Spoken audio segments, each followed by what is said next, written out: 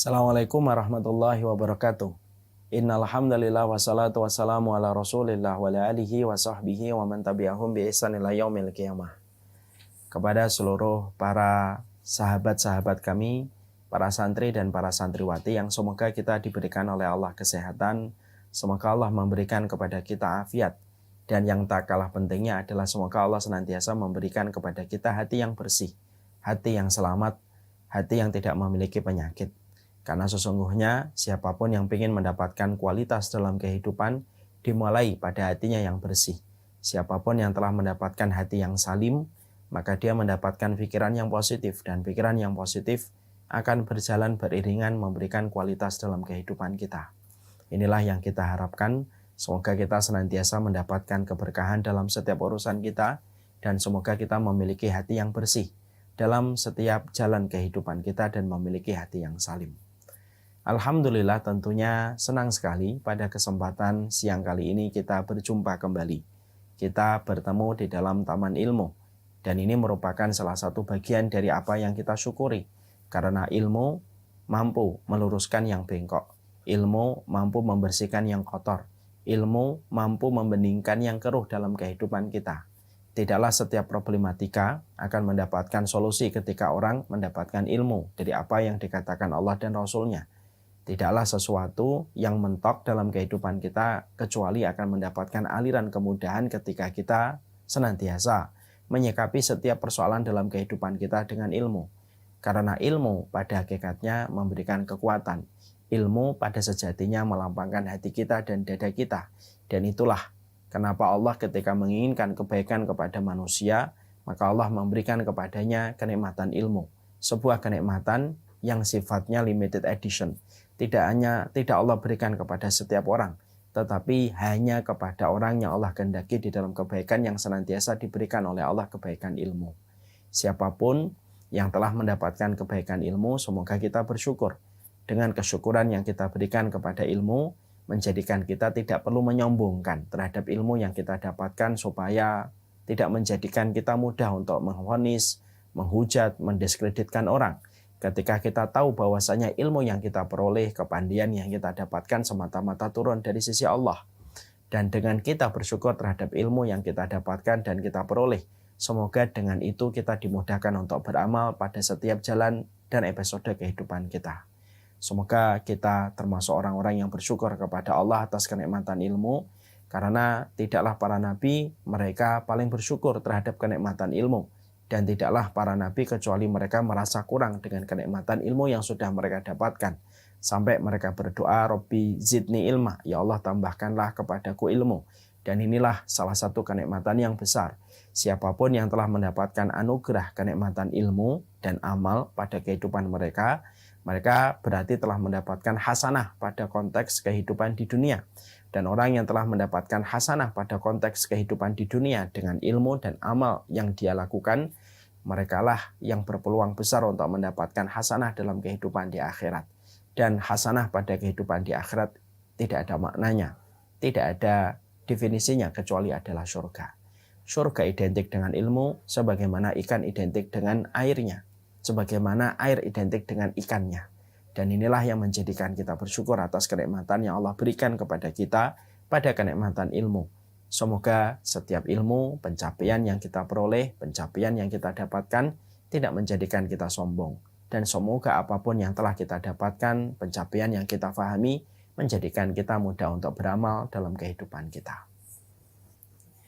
Seluruh sahabat yang semoga Allah rahmati dan Allah berkahi, tentunya kita paham betul bahwasanya waktu yang Allah berikan dalam kehidupan kita adalah 12 bulan.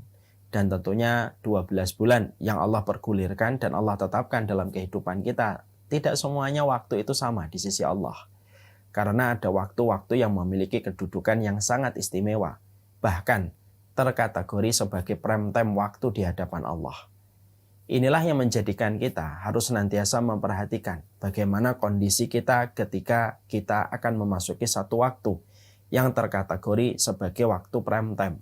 Karena pada waktu itu kita bisa memaksimalkan ketaatan dan pahala yang kita peroleh, dan kita bisa memaksimalkan seluruh kebaikan yang kita lakukan ketika kita mengerti waktu prime time di dalam kita beribadah kepada Allah.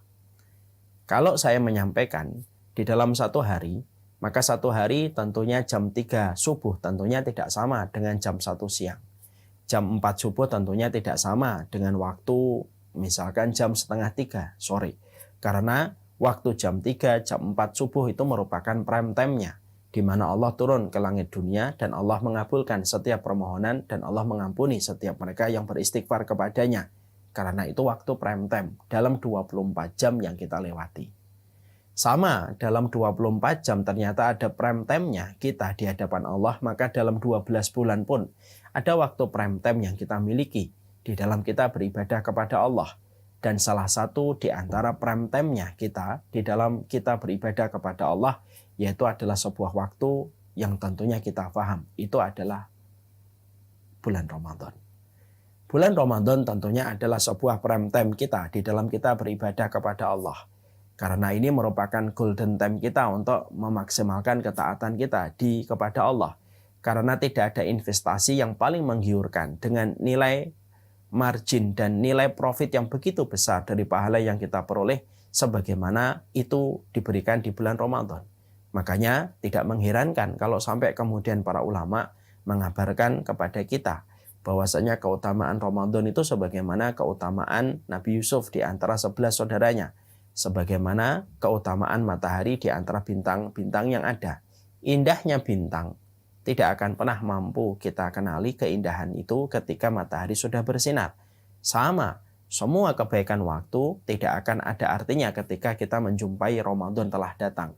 Karena besarnya dan dahsyatnya golden time ataupun prime time yang dimiliki oleh bulan Ramadan yang menjadikan kita sebagai manusia dan hamba yang beriman yang sedang menyusun rencana menuju kepada surga. Jangan remehkan bulan Ramadan. Karena ini merupakan bulan yang terkategori sebagai prime time-nya kita berinvestasi kepada Allah. Makanya tidak mengherankan kalau kemudian kita jumpai sampai Imam Ibnu Qudamah menerangkan kepada kita melalui salah satu di antara pernyataan beliau. Beliau mengatakan bahwasanya salah satu amalin la tuzanu bihil mizan. Sesungguhnya Imam Ibnu Qudamah mengatakan ada 3 amal yang sangat berat ketika ditimbang di dalam mizan kebaikan. Hampir-hampir 3 amal ini kalau diterima, mizan itu hampir jebol menanggung beban volume dan beratnya masa pada pahala yang didapatkan dari 3 amal itu. Pertanyaan kita, apa 3 amal yang sangat berat sampai hampir-hampir mizan tidak kuat untuk memikulnya? Yang pertama, yaitu adalah amal ketika kita bersabar. Orang yang bersabar itu pahalanya besar, makanya Allah tidak pernah memerinci dan mendefinisikan secara detail berapa kali Allah melipat gandakan orang yang bersabar karena besarnya pahala yang menanti bagi orang yang bersabar. Sebagaimana dalam surat Az-Zumar ayat yang ke-10. Ketika Allah mengatakan yaitu adalah ajruhum bighairi hisabin. Sesungguhnya orang yang bersabar itu pahala mereka tiada batas. Yang kedua, pahala yang begitu berat di sisi Allah itu adalah memaafkan orang yang mendolimi kita.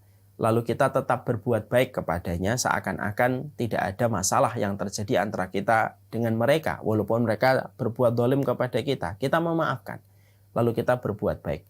Makanya Allah menyampaikan di dalam surat Asy-Syu'ara, faman afa wa aslaha fa ajruhu ilallah. Siapapun yang memberikan maaf kepada orang yang mendolimi dia, lalu dia tetap berbuat baik, maka pahalanya diserahkan langsung kepada Allah. Saking beratnya pahala yang dikandung pada amal ketika kita memaafkan orang yang mendolimi kita dan tetap berbuat baik seakan-akan tidak pernah terjadi kedoliman yang menimpa kepada kita, maka saking besarnya volume pahala yang dikandung, maka Allah yang memberikan secara langsung dan tidak mewakilkan kepada para malaikat. Saking gedenya pahala yang dikandung ketika kita memaafkan orang yang mendolimi kita dan tetap berbuat baik.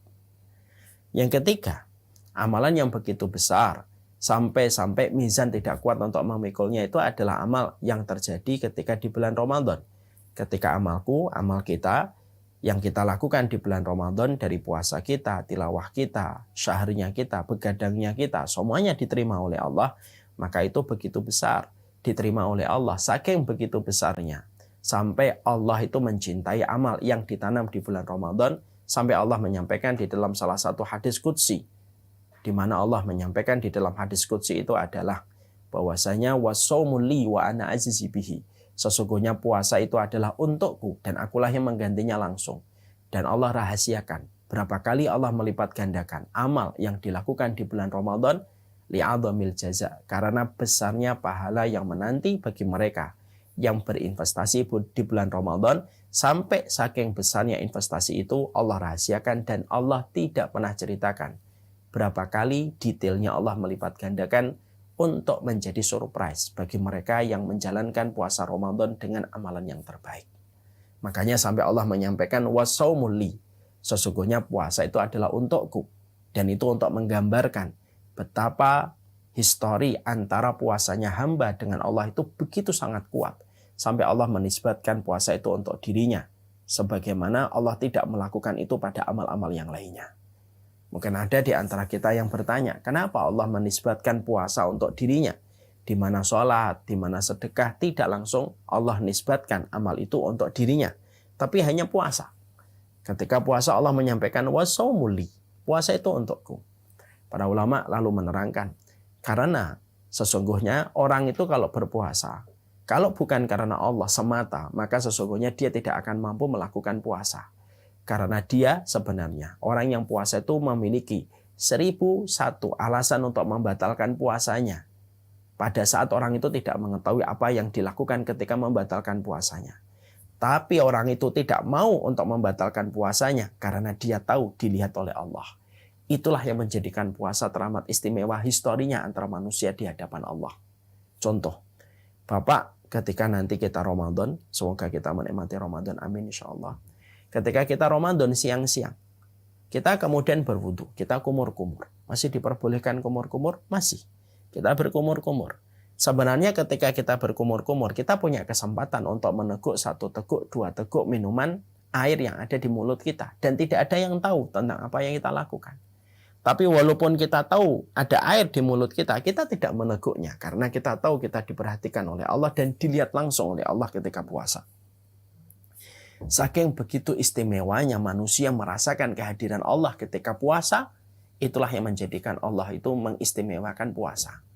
Dan itulah histori yang kuat antara manusia dengan Allah ketika mereka melakukan puasa. Nah inilah yang menjadikan kita akhirnya memahami betul bahwasanya puasa itu merupakan salah satu di antara hal yang besar yang terjadi pada kehidupan manusia. Dan Ramadan itu merupakan prime time-nya di dalam kita memaksimalkan ketaatan kita di bulan Ramadan. Karena siapapun yang kelak berinvestasi pada bulan Ramadan, maka investasi itu akan menggiurkan. Investasi itu akan bernilai dengan surga. Karena Allah tidak pernah mengistimewakan satu bulan selayak Allah mengistimewakan bulan Ramadan. Sampai pintu surga saja dibuka lebar dan pintu neraka ditutup rapat-rapat. Sampai aroma ketaatan itu terasa dalam kehidupan di dunia ketika di bulan Ramadan. Masya Allah ya. Saking begitu pesona Ramadan itu luar biasa. Sampai aroma surga itu terasa di bulan Ramadan. Orang yang asalnya tidak pernah datang ke masjid ketika di bulan Ramadan berbondong-bondong ke masjid. Orang yang mereka sebelumnya tidak pernah bangun sebelum subuh dalam 1 tahun ketika di bulan Ramadan, dia akan terbiasa bangun jam 3 untuk mempersiapkan sahur di bulan Ramadan. Orang yang biasanya tidak pernah tilawah, dia akan tilawah di bulan Ramadan. Dan itu merupakan sesuatu yang dia lakukan. Dan itu terjadi di bulan Ramadan. Karena dahsyatnya bau surga ketika dibuka pintunya oleh Allah sampai aroma ketaatan itu terasa dalam kehidupan di dunia. Makanya tidak mengherankan kalau kemudian kita menjumpai betapa besarnya hajat manusia, terutama dari kalangan orang solih terdahulu, untuk mereka diberikan kesempatan memasuki bulan Ramadan. Makanya sampai kita menjumpai apa yang disampaikan oleh Imam Ibnu Rajab. Imam Ibnu Rajab ini salah satu ulama besar di dalam madhabnya Imam Ahmad bin Hanbal. Beliau sampai mengatakan, karena sahabah, sesungguhnya para sahabat Nabi, generasi emas, generasi yang sebagian besar dari mereka adalah penduduk surga. Ternyata para sahabat itu membagi waktu mereka menjadi 2. Karena sahabah yad'unallaha fi sittati asyurin, ya, ayyablugu ayyubalighum fi Ramadan. Sesungguhnya para sahabat itu mereka itu membagi waktu 1 tahun itu menjadi 2. 6 bulan sebelum datangnya Ramadan, tidaklah mereka 6 bulan sebelum datangnya Ramadan kecuali mereka itu terus berdoa supaya mereka diberikan kesempatan berjumpa dengan Ramadan. Ya. Makanya kemudian mereka berdoa kepada Allah 6 bulan sebelum datangnya Ramadan, mereka sudah menghiasi bagaimana keseharian harian mereka ketika melewati waktu yang mustajab untuk berdoa sebelum Ramadan itu datang. Kalau kita kan Masya Allah ya, kita sudah alhamdulillah ini 51 hari sebelum datangnya Ramadan kita sudah mulai merasa kita ini pingin untuk disampaikan di bulan Ramadan. Tapi kalau para sahabat itu 6 bulan sebelum datangnya Ramadan, jadi sekitar 180 hari sebelum datangnya Ramadan itu mereka sudah meminta kepada Allah dan sudah mengetok pintu langit bagaimana mereka supaya disampaikan umur mereka dan ajal mereka di bulan Ramadan. Kemudian 6 bulan setelahnya, setelah Ramadan itu selesai, tidak ada doa yang mereka panjatkan. Illa yad'unallaha fi sittati asyurin ayataqabbala minhum amalahum. Tidaklah mereka setelah ditinggalkan Ramadan kecuali mereka bercucuran air mata dan mereka berdoa selama 6 bulan. Apa yang mereka minta kepada Allah? Supaya mereka diberikan amal yang mereka lakukan di bulan Ramadan itu diterima oleh Allah. Karena mereka tahu betul betapa dahsyatnya dan betapa luar biasa spektakulernya amal di bulan Ramadan apabila diterima oleh Allah. Dan itu menjadikan akhirnya kita paham. Berarti tidak main-main kalau Ramadan itu merupakan amalan besar. Sampai para sahabat saja mereka sudah berdoa dan mereka sudah mengetok pintu langit. 6 bulan sebelum kedatangan Ramadan mereka sudah memohon kepada Allah supaya mereka disampaikan di bulan Ramadan. Inilah yang menjadikan kita akhirnya memahami betul tentang sebuah riwayat. Bagaimana saya ingin menyampaikan dan ingin memberikan sebuah insight untuk saya dan untuk seluruhnya. Bahwasanya ada sebuah hadis yang sahih. Bahwasanya Thalhah radhiyallahu anhu pernah berjumpa dengan 2 orang yang datang dari Yaman. 2 orang ini bersahabat dan selalu bersama-sama dalam banyak momen dalam keseharian mereka di kota Madinah.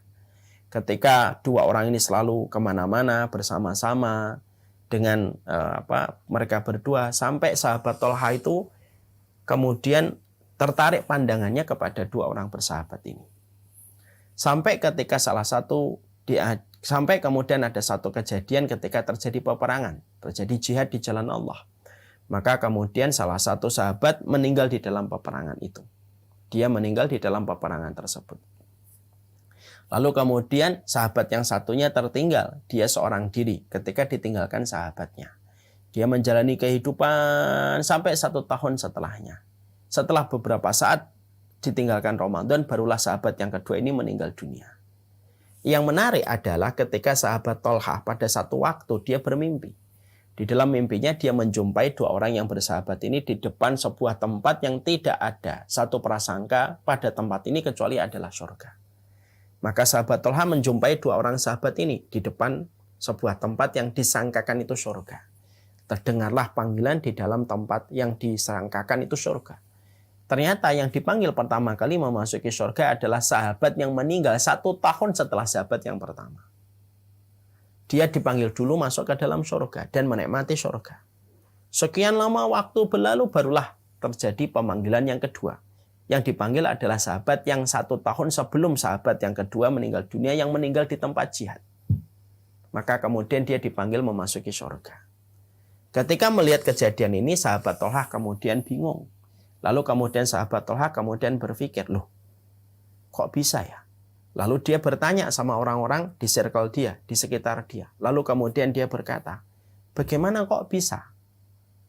Ada 2 orang bersahabat, yang satu meninggal di tempat jihad, yang satu meninggal di tempat jihad, yang satu meninggal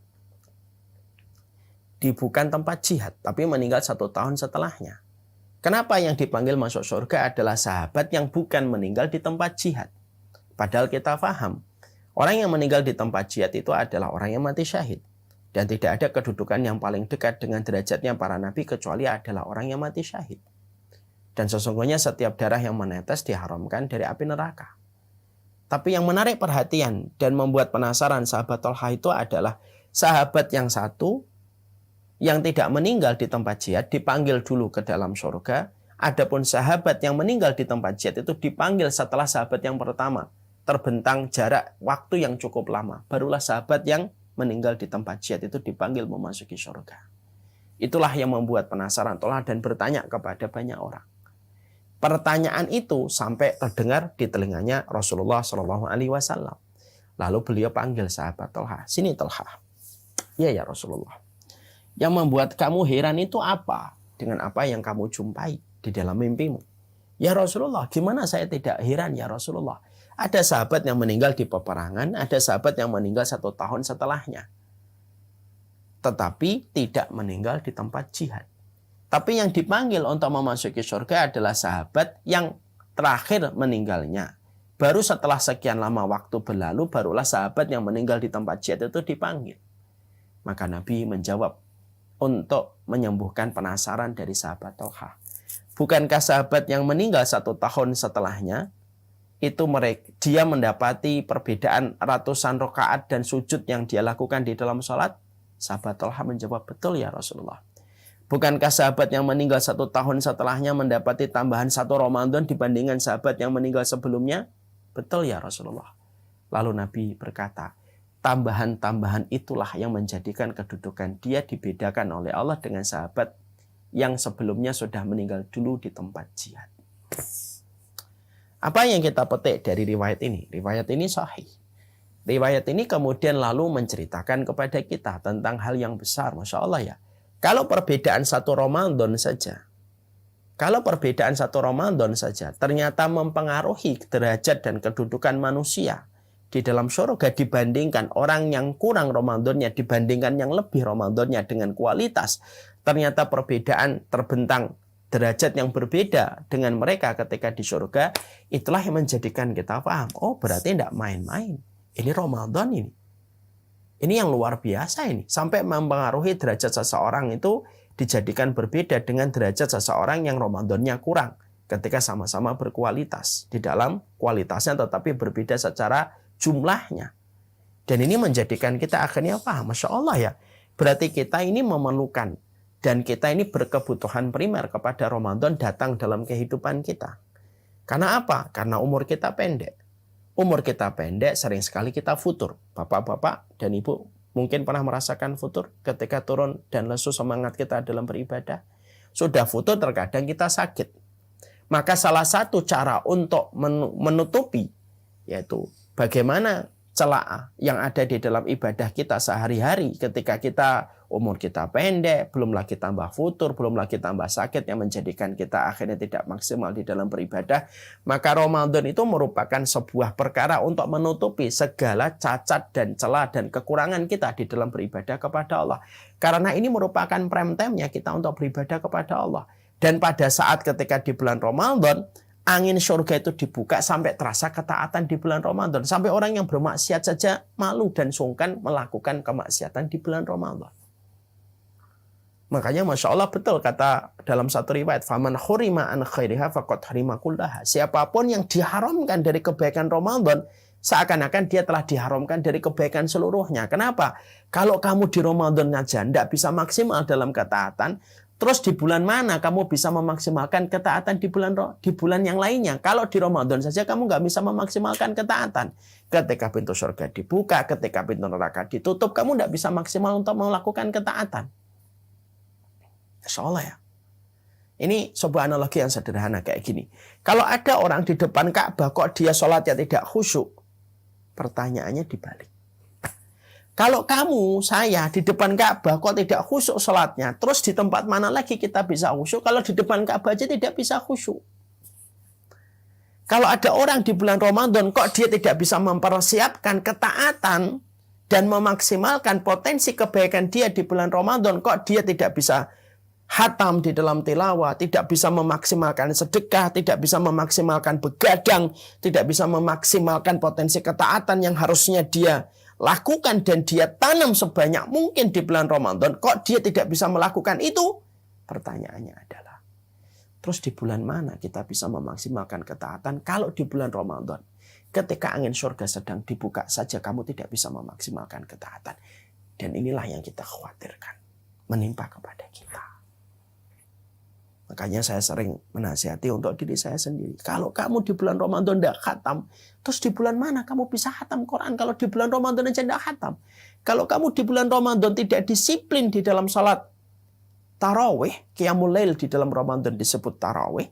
Kalau kamu tidak bisa disiplin tarawih, yang itu merupakan tahajud di bulan Ramadan. Ketika di bulan Ramadan kamu tidak mampu tahajud, lalu di bulan mana kamu bisa untuk taat? Kalau di bulan Ramadan saja, ketika pintu surga dibuka dan neraka ditutup, kamu tidak bisa memaksimalkan ketaatan. Dan akhirnya, yang kita khawatirkan, kita hanya menjadi orang yang celaka. Ketika setiap Ramadan itu datang, ketika kita menjadi orang yang diharamkan kebaikannya. Bukankah Rasulullah Shallallahu Alaihi Wasallam beliau kemudian pernah naik mimbar? Ketika beliau naik mimbar, maka kemudian beliau itu mengatakan amin. Naik mimbar lagi mengatakan amin. Naik mimbar lagi mengatakan amin. Berturut-turut 3 kali. Sampai para sahabat berkata, ya Rasulullah, doa siapa yang kau aminkan sampai engkau berkata amin 3 kali? Maka Rasulullah Shallallahu Alaihi Wasallam mengatakan, aku mengaminkan doanya malaikat Jibril. Doa malaikat Jibril itu apa ya Rasulullah sampai engkau mengaminkan? Para sahabat kan penasaran. Yang berdoa malaikat Jibril, makhluk terbaik di antara penduduk langit, yang mengaminkan Rasulullah, makhluk terbaik dalam kehidupan di dunia. Maka kemudian Rasulullah mengatakan, malaikat Jibril berkata, Ragima anf, man adraka abawahi indal kibari falam yadkhulul jannah. Falam yadkhulul jannah. Celaka sekali anak yang diberikan kesempatan menjumpai orang tuanya ketika tua dan sepuh, tapi anaknya tidak bisa masuk surga. Itu kebangetan banget. Kenapa? Kok bisa akses ke surga lagi dibuka begitu lebarnya ketika dia menjumpai orang tuanya dalam kondisi tua dan renta, tapi justru anaknya tidak bisa masuk surga? Itu kebangetan. Rasulullah menyatakan persetujuan. Lalu Rasulullah mengatakan apa? Amin. Amin, betul, celaka orang yang semacam itu, kata Rasulullah. Dan itu persetujuan dari Nabi. Dia sepakat dengan Jibril. Kemudian Jibril melanjutkan, Rahima anf, man dakhala alaihi Ramadan, summa in salakha, falam yughfar lahu. Celaka sekali apabila ada di antara umatmu mendapatkan kesempatan dijamu atau didatangi Ramadan, tapi sampai Ramadan itu selesai, insalakha, selesai Ramadannya, falam yughfar lahu, tetapi dia tidak diampuni oleh Allah. Itu celaka banget orang semacam itu, wahai Muhammad. Maka Nabi menyatakan persetujuan dengan apa yang diucapkan oleh malaikat Jibril dengan mengatakan amin. Amin. Itu yang diucapkan oleh kemudian Rasulullah, amin, setuju. Memang celaka. Dan yang ketiga adalah orang yang disebutkan nama Nabi tetapi tidak berselawat kepada Nabi Sallallahu Alaihi Wasallam. Jadi ternyata yang kita khawatirkan adalah ketika ini adalah prime time yang sangat luar biasa, maka ketika kita tidak mempersiapkan ilmu, tidak mempersiapkan apa yang harus kita persiapkan, itulah yang menjadikan kita khawatir. Kalau kemudian kita hanya menjemput kecelakaan. Bisa jadi tahun lalu kita celaka, dikaitkan pada Ramadan kita. Bisa jadi tahun sebelumnya kita celaka, dikaitkan pada Ramadan kita. Sebelumnya kita celaka dan setiap tahun kita hanya mengulang kecelakaan. Ketika kehidupan kita dikaitkan Ramadan, ketika pada saat itu kita tidak memaksimalkan ketaatan yang harusnya kita lahirkan ketika kita di bulan Ramadan. Padahal ini prime time-nya bulan Ramadan. Prime time-nya manusia beribadah kepada Allah di bulan Ramadan. Nah, inilah yang menjadikan kita akhirnya membahas apa sih yang kita harus lakukan sembari kita sedang menghitung mundur counting days, ya, yaitu Ramadan. Ketika kita lagi menghitung mundur Ramadan kita, kalau tidak salah 51 hari lagi kita menjelang Ramadan. Prepare apa yang harus dilakukan? Persiapan apa yang harus dikerjakan? Karena siapapun yang tahu, mengetahui, memahami, akan berjumpa dengan sebuah tamu yang agung. Maka harusnya dia mempersiapkan bekal yang terbaik. Orang yang mencintai Ramadan, betul kata para alul hikmah, orang yang mencintai Ramadan itu ada 2. Ada yang jujur, ada yang dusta. Orang yang dusta mencintai Ramadan itu adalah dia membuat narasi indah tentang Ramadan, tapi tidak ada persiapan yang dia lakukan untuk istiqbal, untuk menyambut Ramadan itu ketika datang. Tapi orang yang mencintai Ramadan setelah dia paham keutamaan Ramadan yang luar biasa, dahsyatnya Ramadan kayak apa, prime time-nya Ramadan, golden time-nya, dan seluruh informasi yang berkaitan tentang Ramadan, inilah yang menjadikan kita Akhirnya, orang yang betul-betul mencintai Ramadan dengan jujur, dia akan mengambil prepare dan persiapan. Karena cinta yang tulus dan jujur melahirkan persiapan untuk menyambutnya. Bukankah Bapak ingat kisah romantisme pertama kali ketika kita baru menikah menyambut istri kita? Bukankah banyak prepare yang kita siapkan? Ada yang gosok gigi ketika pertama kali menyambut istrinya setelah halal. Menyambut gosok gigi, bau pun tidak mau kita bau sedikit pun kita pakai cuci mulut kumur-kumur. Padahal kita tidak pernah melakukan itu. Kenapa? Karena akan menyambut tamu yang kita cintai yang akan menjadi bagian dari keluarga kita. Penyambutan itu barometer kecintaan. Makanya kemudian inilah yang menjadikan kita akhirnya memahami apa yang perlu kita lakukan, Ustaz. Kita semuanya di dalam prepare ketika menyambut Ramadan. Sebagaimana yang kita jumpai dan kita dapati dari buku-buku yang menjadi referensi orang solih ketika membaca jejak histori kehidupan orang solih ketika berkaitan hidup mereka pada Ramadan. Setidaknya ada beberapa poin penting sebelum Ramadan itu datang dalam kehidupan kita. Yang pertama, yaitu adalah pastikan niat kita adalah niat untuk memuliakan Ramadan dan meminta kepada Allah supaya kita diberikan kesempatan maksimal untuk beramal di bulan Ramadan. Niat harus kita tanam. Alhamdulillah ini Pertamina Retail pada kesempatan siang hari ini kita menyelenggarakan kajian ini supaya ini menyadarkan kita kembali, memberikan istihdarul qalbi, memberikan kehadiran hati, mindfulness, bahwasanya Ramadan itu akan datang. Lalu kita, salah satu hasil dari kajian kita nanti pada kesempatan hari ini, kita pingin bahwasanya pada kesempatan siang ini akhirnya kita betul-betul sadar. Kita pingin nanam niat. Saya pingin supaya diberikan kesempatan berjumpa dengan Ramadan. Saya pingin memaksimalkan dengan ketaatan yang akan saya lahirkan di bulan Ramadan. Saya pingin khatam Al-Quran 3 kali. Saya pingin khatam 5 kali. Saya pingin sedekah segini. Saya pingin kemudian Ramadannya begini. Lalu dibuatlah rencana.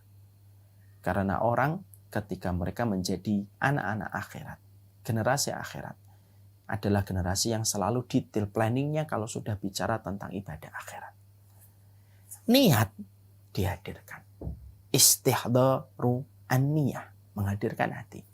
Kenapa menghadirkan hati menjadi perkara penting, Ustaz? Sebelum Ramadan itu datang dan sembari kita menghitung mundur perjalanan hidup kita dan hari-hari kita menuju Ramadan.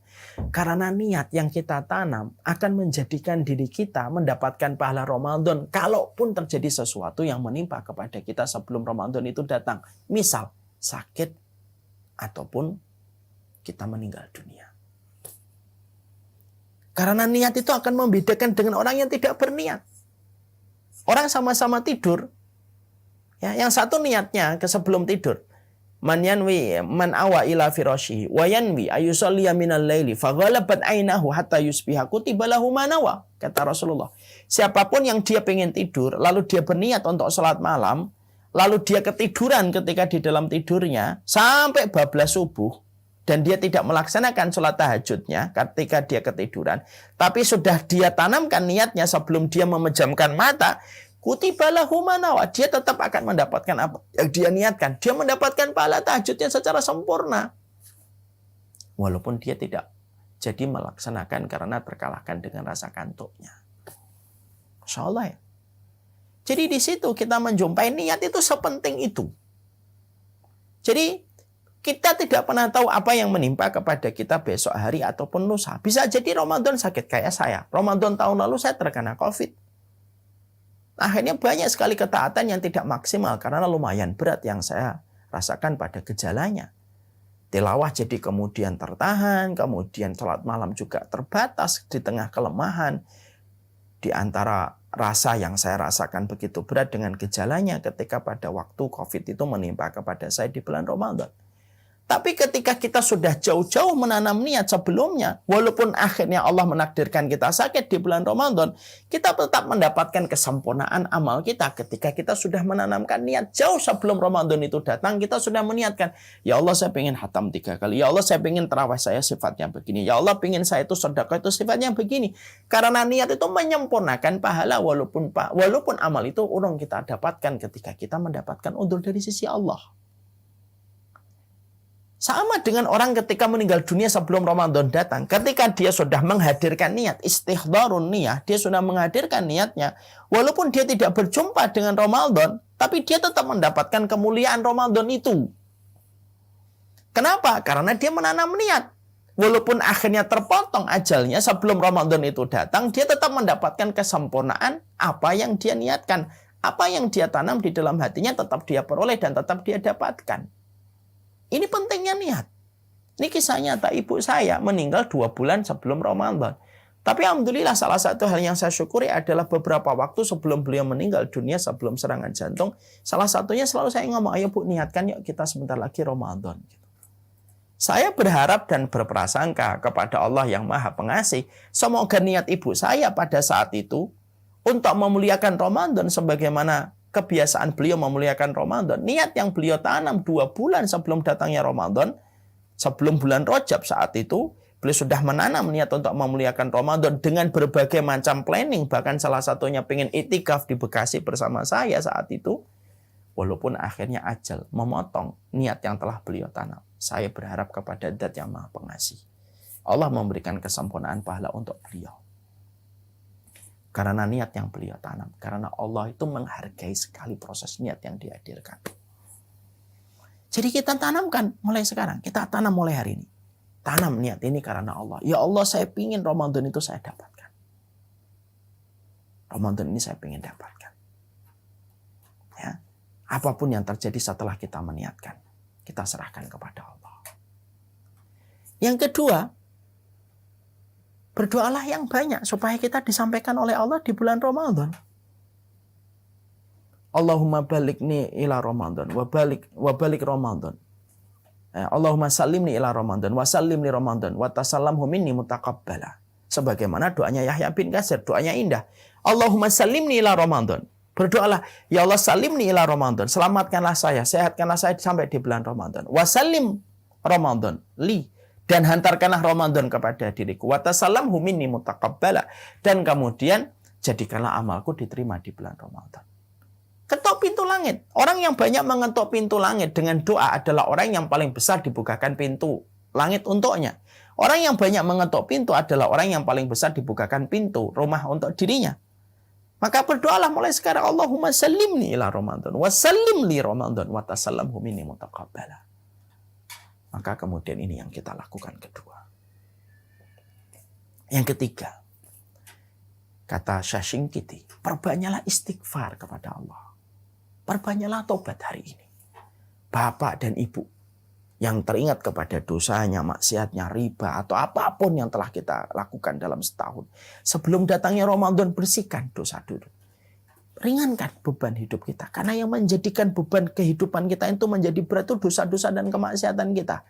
Kenapa banyak orang ketika berjumpa dengan Ramadan, kenikmatan Ramadan cepat sekali menguap dalam kehidupan mereka? Karena tanpa disadari, karena dosa itu paling cepat menghilangkan kenikmatan Ramadan. Makanya ada orang yang menikmati Ramadan 1-2 hari menikmati Ramadan, setelah itu hilang.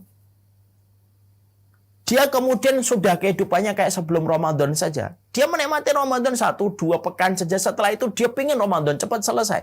Pertanyaan kita yang pernah ditujukan kepada Shashinkiti, kenapa banyak orang menikmati Ramadan tidak pernah bertahan kenikmatan itu sampai akhir Ramadan? Maka dijawab oleh beliau.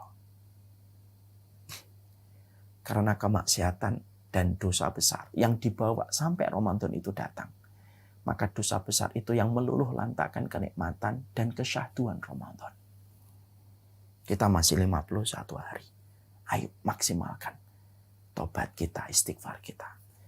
Kita berdoa kepada Allah, ya Allah angkat dosaku, sucikanlah kemaksiatanku. Sebagaimana engkau membersihkan pakaian putih dari kotorannya. Jauhkan aku dari dosa.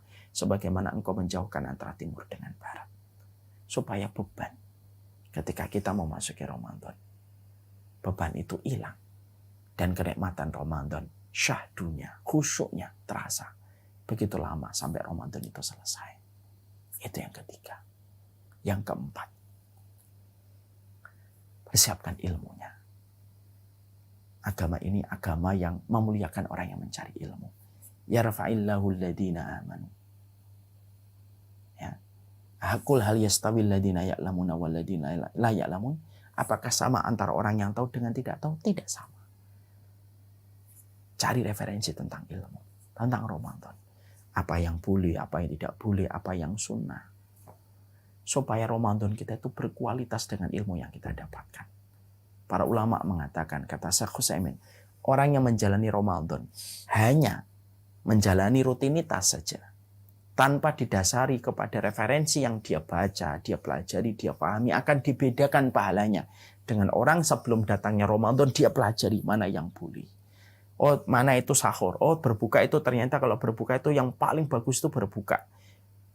Minum air putih, kurma. Kemudian diperbanyak doa. Karena doa yang tidak pernah tertolak itu doa ketika berbuka puasa. Dipelajari, dikaji. Kenapa? Karena apakah sama antara orang yang berilmu dengan orang yang tidak berilmu ketika mereka melaksanakan ibadah? Tidak sama. Bapak-bapak, ibu, cari referensi kajian tentang masalah Ramadan. Cari daurah-daurah singkat tentang Ramadan online. Kalau misalkan kita khawatir untuk keluar rumah. Pelajari mana yang boleh dan mana tidak boleh. Bagaimana kedudukan tarawih 11 dan 23. Apakah perlu kita benturkan ataukah memang kita sikapi dengan kema'rufan? Dikaji referensinya. Karena Allah mencintai siapapun yang mendatangi ibadah dengan ilmu. Itu yang ketiga. Yang terakhir, karena kesempatan waktu kita terbatas, yaitu adalah planning. Takhdid mulai sekarang. Kita pengen sedekah berapa? Kita pengen hatam Quran berapa? Dan saya sampaikan salah satu planning terbaik itu jadilah pencuri di bulan Ramadan, Pak. Saya sampaikan kan berulang-ulang. Barang siapa yang memberikan makanan berbuka puasa, maka dia akan mendapatkan pahala orang yang dia berikan makanan berbuka tanpa mengurangi pahala dia. Kita kalkulasi dengan jumlah yang sangat kasar. Kita bisa ngasih makanan santri misalkan, berbuka puasa 10.000, kali 30, 300.000. Kita ngasih 300.000 kepada orang untuk berbuka puasa selama Ramadan. Berarti kita telah menggandakan 2 Ramadan. Ramadan dia dan Ramadan kita dengan 300.000. Kita rencanakan, enggak saya 300.000, saya 3 juta. Saya akan infakkan untuk memberikan makanan berbuka kepada orang-orang yang solih. 3 juta. Berarti kita menggandakan berapa? 10 orang. 10 orang yang kita berikan makanan berbuka dan kita 11 Ramadan berkumpul diwakili dengan 3 juta yang kita berikan makanan berbuka kepada 10 orang ketika berpuasa. Kalau kita ngasihnya 30 juta, kita ngumpulkan 11 Ramadan, kita ngumpulkan 101 Ramadan. 100 orang yang kita berikan makanan berbuka dan Ramadan kita. Inilah pencuri robbani. Saya pernah iri, Pak. Ada salah satu donatur jamaah saya pernah memberikan makanan berbuka kepada santri di pondok 500 santri selama 1 bulan. Sekitar 200 jutaan. Saya ketika melihat beliau gitu, seakan-akan saya melihat beliau mengumpulkan 500 Ramadan ditambah Ramadan beliau. Padahal kalau kita ingin mendapatkan 500 Ramadan, kita harus hidup 500 tahun supaya bisa mencicipi 500 Ramadan. Tapi itu dibuat shortcut oleh beliau dengan memberikan makanan berbuka kepada 500 santri selama 1 bulan Ramadan. Itu harus kita planning. Berapa yang kita anggarkan untuk menjadi pencuri Ramadan. Khatamnya berapa kali. Iktikafnya berapa hari. Kalau kita sudah membuat planning. Planning itu akan terendap di bawah alam, bawah sadar kita. Dan kita berusaha untuk mewujudkannya. Barakallahu fikum. Inilah perkara-perkara yang sejatinya kita menghitung mundur counting days to Ramadan. Semoga kita bukan termasuk orang yang celaka, yang mengulang kecelakaan. Tapi kita termasuk orang yang selalu mempersiapkan yang terbaik. Orang yang mencintai, selalu tulus mempersiapkan dengan persiapan yang istimewa.